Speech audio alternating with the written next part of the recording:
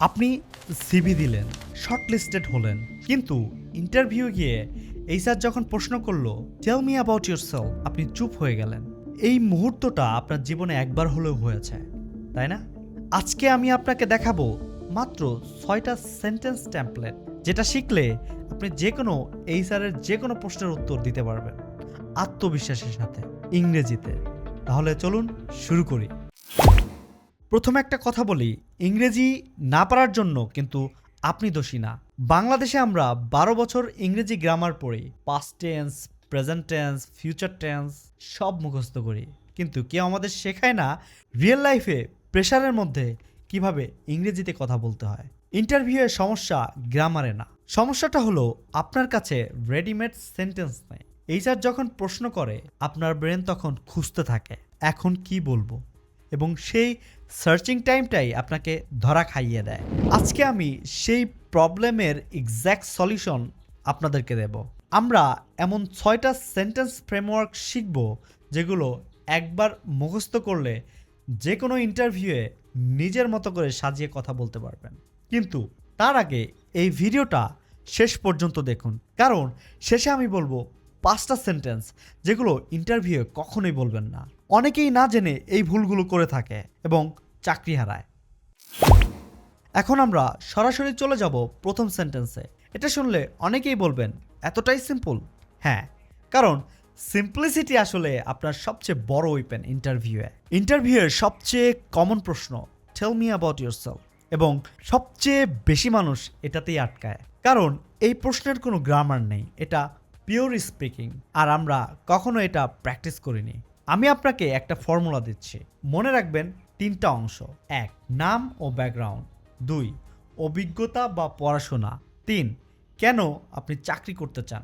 এখন টেমপ্লেটটা শুনুন, আপনাকে শুধু ব্ল্যাঙ্কগুলো ফিল আপ করতে হবে। My name is dash, I am from dash Bangladesh, I have dash years of experience in dash field, I completed my dash from dash, এখানে degree, পরেরটা হবে institute, I am applying for this position because I believe my skills in dash skill, skill number 1 and dash skill, skill number 2 will help your company achieve companies goal, এখানে কোম্পানির গোলটা বলতে হবে। এখন example দেখি, ধরুন আপনি একজন marketing graduate. My name is Al Amin, I am from Rajbari Bangladesh and I have 1 year of experience in digital marketing. I completed my BBA from Dhaka University and I'm applying for this position because I believe my skill in social media and content creation will help your company grow online. এইটুকু বলতে পারলেই HR মনে মনে খুশি হয়ে যাবে, believe me.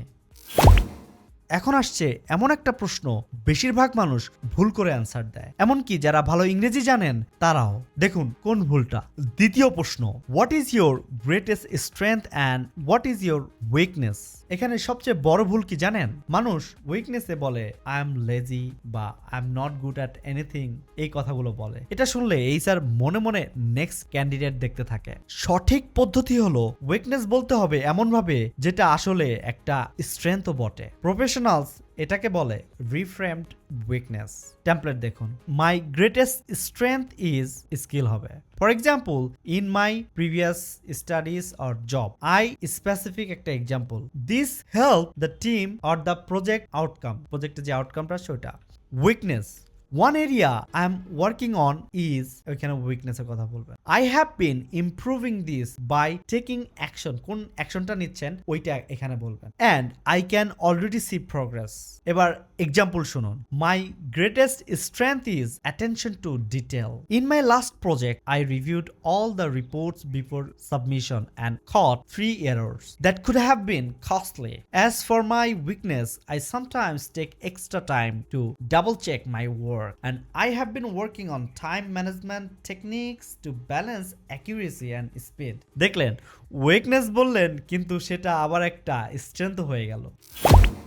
পরের দুটো সেন্টেন্স সবচেয়ে ইম্পর্টেন্ট, কারণ এই দুটো দিয়ে এইচআর ডিসাইড করে আপনাকে হায়ার করবে কি করবে না। ভালো করে মনোযোগ দিন। তৃতীয় প্রশ্ন, এবং এটা সবচেয়ে decisive, why should we hire you? এই প্রশ্নের উত্তর দেওয়ার সময় মনে রাখুন এইচআর আসলে জানতে চাইছে আপনি কি আমার কোম্পানির প্রবলেম সলভ করতে পারবেন।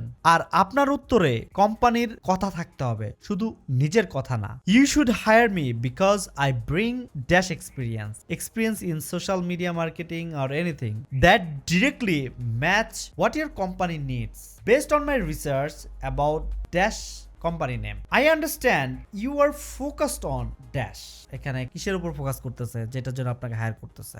My background in dash social media or anything, যে কোনো একটা ব্যাকগ্রাউন্ডের কথা বলবেন, has prepared me to contribute to that from day one. Notice করুন, based on my research about your company. এই ফেজটা যখন বলবেন তখন এইচআর ইমিডিয়েটলি বুঝবে আপনি আসলেই প্রিপেয়ার হয়ে এসেছেন। এটাই আপনাকে 80% ক্যান্ডিডেট থেকেও আলাদা করবে। এখন আসছে এমন একটা টপিক যেটা নিয়ে বেশিরভাগ মানুষ চুপ থাকে ইন্টারভিউয়ে, স্যালারি। কিন্তু এটা নিয়ে ইংরেজিতে কথা বলতে না পারলে আপনি সবসময় কম বেতন পাবেন। এবার শুনুন ঠিক কি বলতে হবে। চতুর্থ প্রশ্ন, tell me about your work experience বা what skills do you have. অনেক ফ্রেশ গ্র্যাজুয়েট এখানে আটকায় যায়, মনে করেন আমার তো এক্সপিরিয়েন্স নাই, কি বলবো। কিন্তু এক্সপিরিয়েন্স না থাকলেও আপনার কাছে আছে project, internship, volunteer work, certifications, এগুলোই আপনার এক্সপিরিয়েন্স। টেমপ্লেট, এক্সপিরিয়েন্স থাকলে in my X years working as a রোলটা বলবেন, অ্যাট কোম্পানি, ওই কোম্পানির নামটা বলবেন। I was responsible for main duty গুলো বলবেন এখানে, বা যেগুলো ম্যানেজ করছেন। One achievement I am proud of is specific একটা রেজাল্ট, যদি সম্ভব হয় এখানে একটা নাম্বার বলবেন, মানে যেটা আপনি করছেন। বলতে পারেন growing a page from 1000 to 1 lakh followers, organic content strategy, এগুলো বলতে পারেন, অনেক কিছু বলতে পারেন। আর যদি ফ্রেশ গ্র্যাজুয়েট হন তাহলে কি বলবেন? Although I am a fresh graduate, during my studies I completed a project on social media content where আপনি এখানে কি করছেন ওইটা বলতে পারেন, যে created content and managed pages to increase engagement, এভাবে বলতে পারেন। তারপরে বলতে পারেন I also learned digital marketing through online courses and hands-on practice. Directly আমি বলে দিচ্ছি, এভাবে বলতে পারেন। And I M first learner, I am ready to contribute immediately. কি টিপ, যদি কোনো নাম্বার দিতে পারেন দিন। 30টা ক্লায়েন্ট সার্ভ করেছি, 25% সেল বাড়িয়েছি, এই ধরনের স্পেসিফিক নাম্বার এইচআর এর মাথায় গেঁথে যায়। পঞ্চম এবং অনেকের কাছে সবচেয়ে ভয়ের প্রশ্ন, what is your salary expectation? এখানে দুটো ভুল অনেকে করেন। একবারে চুপ হয়ে যান। 2, অনেকে কম বলেন কারণ ভয় পান, কিন্তু দুটোই আসলে আপনার পজিশন কমিয়ে দেয়। সঠিক অ্যাপ্রোচ হলো একটা রেঞ্জ দেওয়া এবং সেটা নেগোশিয়েবল রাখা। Template, based on my research and my dash years of experience I am expecting A salary in the range of, এখানে লোয়ার অ্যামাউন্টটা বলবেন to maximum amount per month. However, I am open to discuss based on the full benefits package your company offers. So একটু চালাকি না হইলে কি চলে? এখানে I am open to discuss, এই ফ্রেজটা অনেক ইম্পর্টেন্ট। এটা বললেন আপনি ফ্লেক্সিবল দেখাচ্ছেন, কিন্তু আপনার এক্সপেকটেশনও ক্লিয়ারলি জানিয়ে দিচ্ছেন।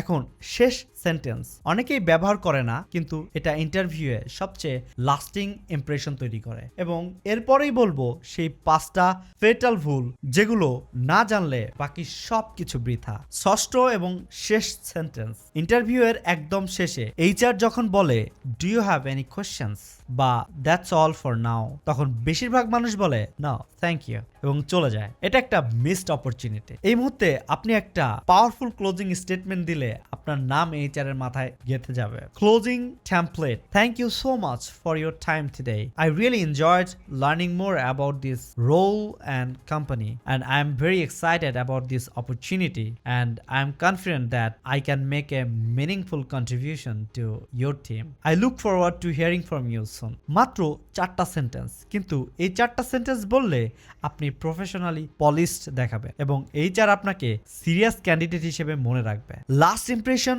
Equal to lasting impression.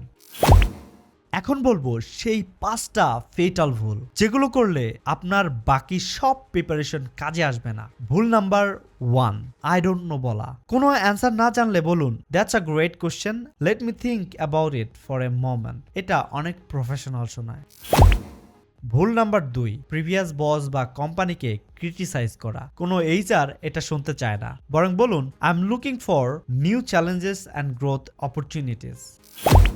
ভুল নাম্বার 3, শুধু ইয়েস বা নো দিয়ে উত্তর শেষ করা। অলওয়েজ একটু বিস্তারিত বলুন। এইচআর কনভারসেশন করতে চাইছে, কুইজ না।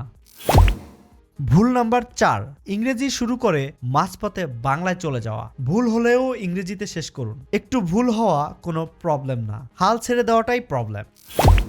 ভুল নাম্বার 5, অতিরিক্ত সরি বলা। I am sorry, my English is not very good. এগুলো বলবেন না। এগুলো বললে আপনি নিজেই নিজের কনফিডেন্স নষ্ট করলেন। বরং সিম্পলি বলুন এবং এগিয়ে যান। চলুন একটা রিক্যাপ করি। আজকে আমরা শিখলাম 6টা sentence framework. 1, tell me about yourself, name plus experience plus why you are here. 2, strength and weakness, specific example, reframed weakness.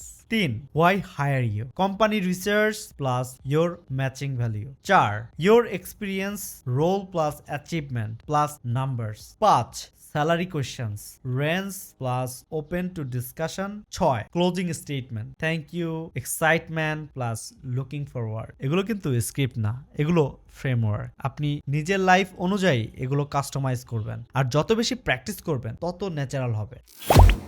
একটা লাস্ট কথা, আজকে যা শিখলেন সেটা কালকেই প্র্যাকটিস করুন। আয়নার সামনে বা ফোন ক্যামেরার সামনে।